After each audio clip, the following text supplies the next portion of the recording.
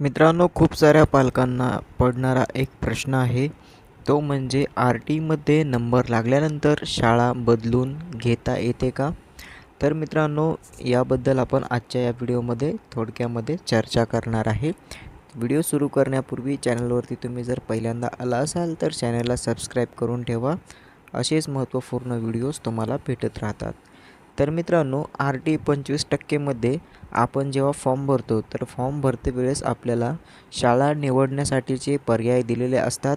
त्यामध्ये तुम्हाला board CBSE board असेल, महाराष्ट्र बोर्ड असेल, म्हणजेच तुम्हाला जे बोर्ड पाहिजे ते बोर्ड सिलेक्ट करण्याचा तुम्हाला ऑप्शन असतो आणि शाळा जी पाहिजे आहे, इच्छुक शाळा त्या सिलेक्ट करण्याचा ऑप्शन आपल्याला दिलेला असतो.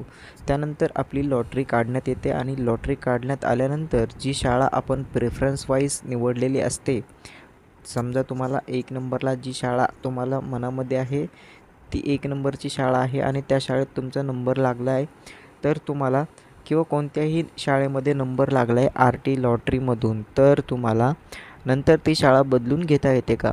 असा प्रश्न सर्वांना पडलेला असतो. तर मित्रांनो, याचं उत्तर आहे नाही.